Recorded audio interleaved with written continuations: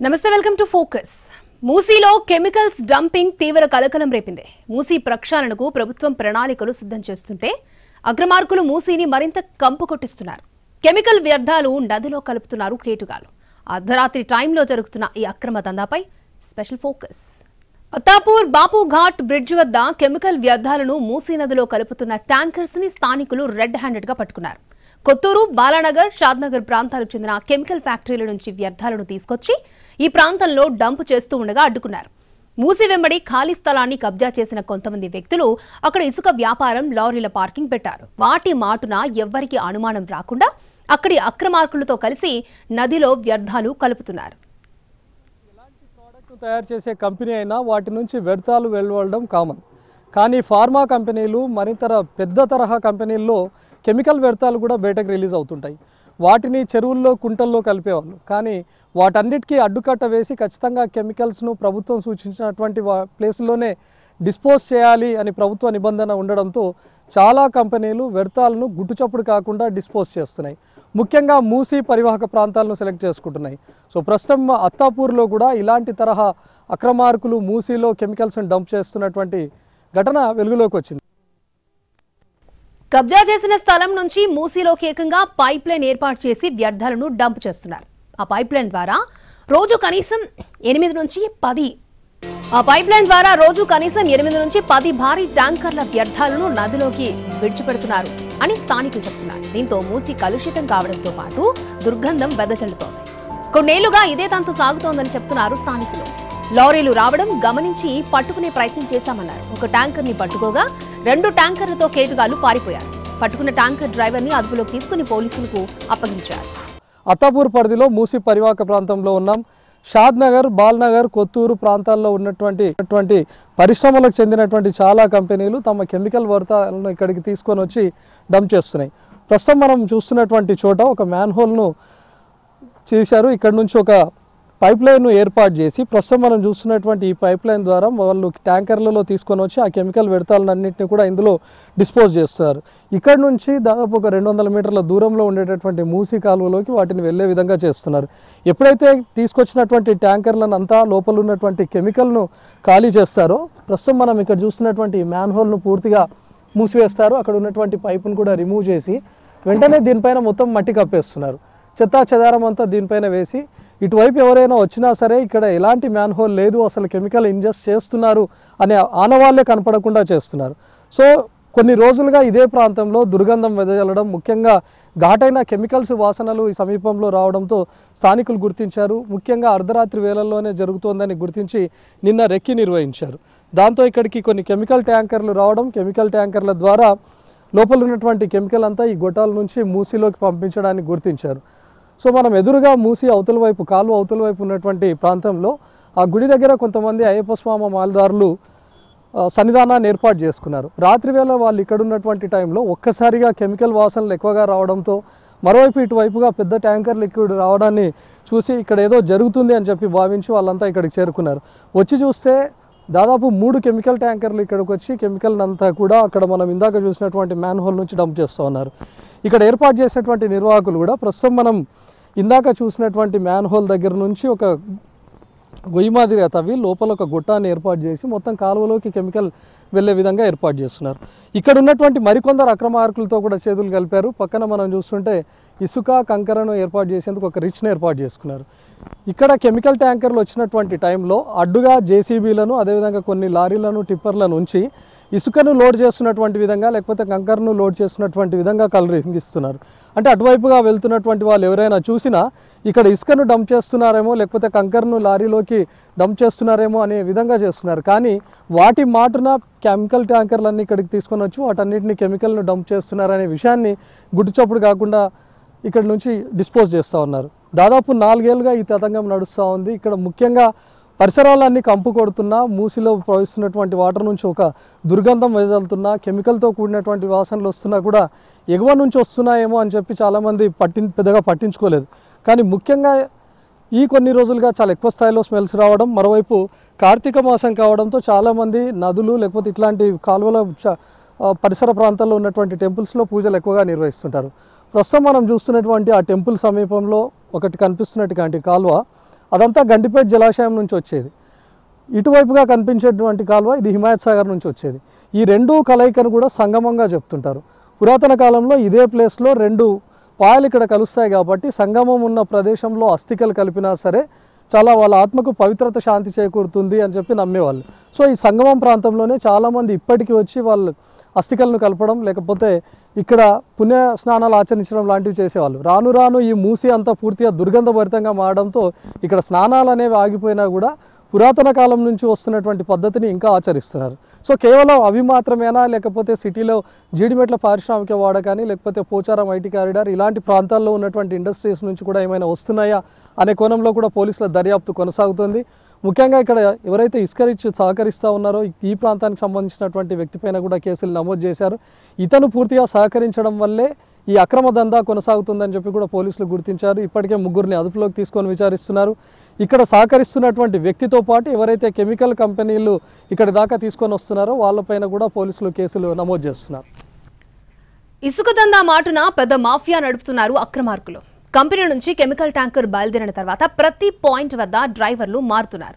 అత్తాపూర్ వద్ద ట్యాంకర్ను మరొక driver receive చేసుకుంటాడు. డ్రైవర్లకు కూడా తెలియకుండా అక్రమ దందా చేస్తున్నారు. స్థానిక ఇసుక రిచ్ నిర్వాహకుడితో కలిసి ఈ తంతగం నడుస్తోంది. కెమికల్ ట్యాంకర్లు రాగానే అడ్డుగా ఇసుక కంకర లారీలను పెట్టి వాటి మాటున వెనక వైపు మ్యాన్ హోల్ ద్వారా కెమికల్ డంపింగ్ చేస్తున్నారు. పైవైపున మూసి ప్రవహించడానికి కొద్ది దూరంలో దాదాపు ఒక 300 మీటర్ల దూరంలో మ్యాన్ హోల్ని ఏర్పాటు చేసి అక్కడ దాకా ట్యాంకర్లను తీసుకొని వచ్చి అక్కడ నుంచి కెమికల్స్ను డంప్ చేస్తున్నారు. అక్కడ నుంచి పైప్ లైన్ తీసుకొని వచ్చి ఇక్కడ కింద ప్రవహించేటటువంటి కాలువలోకి కల్పిస్తూ ఉన్నారు. సో పైనుంచి హిమాయత్ సాగర్ వాటర్ అంతా వస్తుంటాయి. ఇటువైపు మనం చూసేది నాకు వెనక వైపు ఉన్నటువంటి ప్రాంతంలో మరొక పాయ మాదిరిగా వస్తుంది. అక్కడ నుంచి గండిపేట వాటర్ వస్తూ ఉంటాయి. రెండు ఇక్కడ కలుస్తూ ఉంటాయి. ఈ ప్రదేశంలో రెండు ప్రాంతాల వాటర్ కలుస్తుంటాయి కాబట్టి సాధారణంగా పెద్ద ఎత్తున దుర్గంధం వెదజల్లుతూ ఉంటుంది. ఇక్కడ గుర్రపు టెక్క ఎక్కువ స్థాయిలో ఉండడం, పైనుంచి చాలా మటుకు డ్రైనేజీ వాటర్ కూడా ఇందులో కలిపారు చాలా ప్రాంతాలకు సంబంధించినవి. ఒక్కసారిగా ఇక్కడ వాటర్ కలవడంతో పాటు పెద్ద ఎత్తున జామ్ అవుతుంటుంది కాబట్టి సాధారణంగా దుర్గంధం ఎక్కువ స్థాయిలో వెదజల్లుతూ ఉంటుంది. దీన్నే అనువైన ప్రాంతంగా సెలెక్ట్ చేసుకున్నటువంటి కొన్ని కంపెనీలు ఇక్కడ స్థానికంగా ఉన్న అక్రమార్కులతో చేతులు కలిపి అందులో కెమికల్ వాటర్ని అంతా కూడా మిక్స్ చేస్తూ ఉన్నారు. కెమికల్ వ్యర్థాలన్నింటినీ కూడా ఈ ప్రదేశంలో మిక్స్ చేస్తూ ఉన్నారు.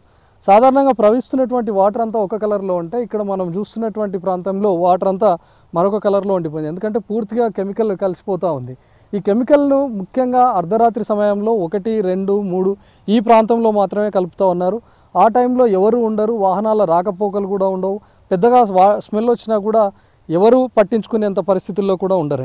ముఖ్యంగా కొన్ని చోట్ల మూసి పరివాహక ప్రాంతాలను ఆనుకునే నిర్మాణాలు ఉంటాయి. చాలా చోట్ల రెసిడెన్షియల్ అపార్ట్మెంట్లు కూడా ఉన్నాయి. కానీ ప్రస్తుతం మనం చూస్తున్నటువంటి ఈ ప్రాంతంలో కేవలం బ్రిడ్జ్ మాత్రమే ఉంది. సాధారణంగా ఎలాంటి నిర్మాణాలు కూడా లేవు. చుట్టూ అటువైపుగా కొన్ని పొలాలు లాంటివి ఉన్నాయి. ఇక్కడ పెద్ద ఎత్తున కెమికల్స్ ఒక్కసారిగా వాటర్లో మిక్స్ అవుతున్నప్పుడు పెద్ద ఎత్తున స్మెల్ వచ్చినా కూడా నివాస గృహాల దాకా వెళ్ళలేకపోవడం, రోడ్డు పైన వెళ్తున్నటువంటి వాళ్ళు కూడా అంతగా గమనించలేకపోవడానికి కూడా ఇదొక అదునైన ప్రాంతంగా కూడా ఎంచుకున్నారు.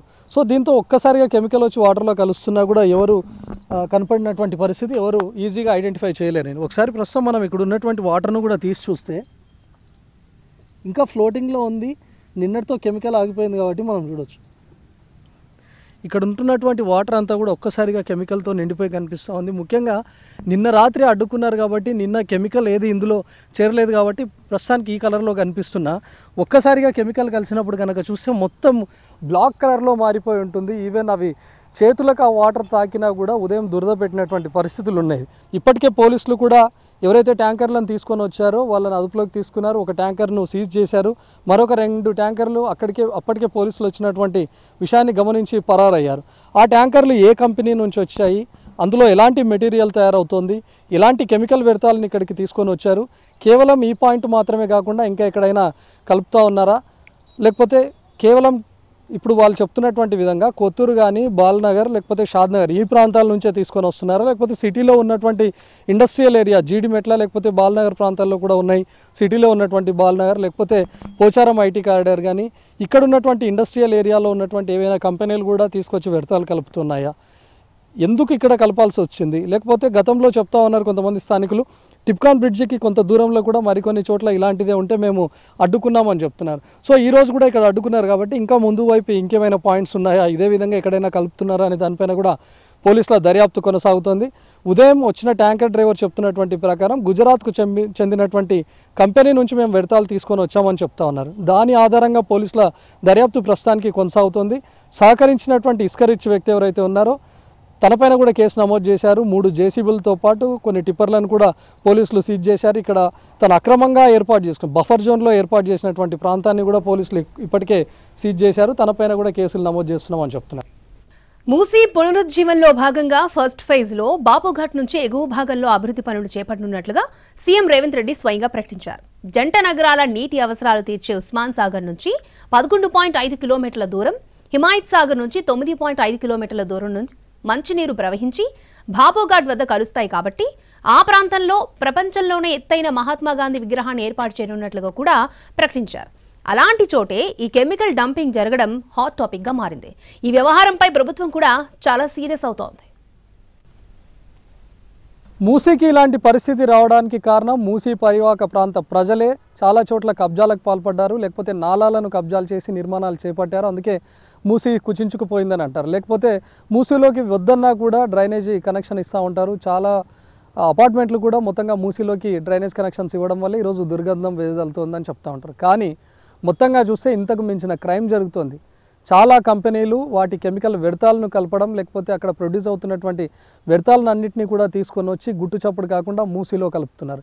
కేవలం అత్తాపూర్లో జరుగుతున్నటువంటి ఈ పాయింట్ మాత్రమే కాదు, మొత్తం మూసీ పరివాహక ప్రాంతం ఆల్మోస్ట్ నల్గొండ వరకు కూడా ఇదే జరుగుతుందని చాలా అనుమానాలు వ్యక్తమవుతూ ఉన్నాయి. కేవలం ఒక చోటే రోజుకు 5 ట్యాంకర్ల ద్వారా కెమికల్ వ్యర్థాలు వచ్చి ఇందులో కలుపుతున్నారంటే ఎంటైర్ మూసీ గుండా కూడా ఎంత పెద్ద ఎత్తున కాలుష్యం అవుతోంది, లేకపోతే ఎంత మెత్తున కెమికల్ వ్యర్థాలను కలుపుతూ ఉన్నారు. దీనిపైన ఇప్పటికే ప్రభుత్వం కూడా సీరియస్ అయింది. ఎక్కడెక్కడ మూసీ పరివాహక ప్రాంతంలో ఇలాంటి ఘటనలు చోటు చేసుకుంటున్నాయి, లేకపోతే ఎక్కడెక్కడ ఈ విధంగా మ్యాన్ హోల్స్ని ఏర్పాటు చేసి కెమికల్ వ్యర్థాలను కలుపుతున్నారు అనే దానిపైన కూడా పోలీసుల విచారణ కొనసాగుతోంది. సో ఒకవైపు ప్రభుత్వం చాలా ప్రతిష్టాత్మకంగా తీసుకుంది, మూసీని ప్రక్షాళన చేయాలి, మూసీని సుందరీకరణ చేయాలి అని చెప్పి. సో ఇక్కడ ఉన్నటువంటి స్థానికులకే చాలామంది చెప్తూ ఉన్నారు, ముందుగా మాకు కావాల్సింది మూసీ ప్రక్షాళన, మూసీ సుందరీకరణ కాదు, మూసీ వెంట జరుగుతున్నటువంటి ఇలాంటి అక్రమాలకు చెక్ పెట్టాలి. ఎవరైతే కాలుష్యాలను ఇందులో కలిపి ప్రజల ప్రాణాలతో చెలగాటమాడుతున్నారో వాళ్ళ భరతం పట్టాలని కోరుతూ ఉన్నారు. చాలా మటుకు ఈ ప్రాంతంలో ప్రవహించే వాటర్ ద్వారానే, అంటే సిటీలో కాకుండా సిటీ శివారు నుంచి మొదలవుతున్నటువంటి వాటర్ని యూజ్ చేసుకొని కూరగాయలు పండిస్తున్నటువంటి వాళ్ళు ఉన్నారు. నల్గొండలో ఇదే వాటర్ని ఇక్కడ నుంచి వచ్చే వాటర్ని కూడా యూటిలైజ్ చేసుకొని అక్కడ కూరగాయలు ఆకుకూరలు పండిస్తున్నటువంటి వాళ్ళు ఉన్నారు. ఇలాంటి కెమికల్ వాటర్తో పండించినటువంటివి తింటే ప్రజల ప్రాణాలకే ముప్పు. సో ఇలాంటి వాటికి చెక్ పెట్టాలి. ముందుగా ఈ కెమికల్స్ కలుపుతున్నటువంటి వ్యర్థాలను కలుపుతున్నటువంటి కంపెనీలను పూర్తిగా సీజ్ చేయాలి. ఎవరైతే ఇలాంటి అక్రమాలకు పాల్పడుతున్నారో, అక్రమాలకు సహకరిస్తున్నారో వాళ్ళపైన కఠిన చర్యలు తీసుకోవాలని కోరుతున్నారు. ఇది ఈరోజు ఎన్టీవీ ఎక్స్క్లూజివ్ స్టోరీ. కెమెరామెన్ సంతోష్తో రవికుమార్, ఎన్టీవీ, మూసీ పరివాహక ప్రాంతం నుంచి.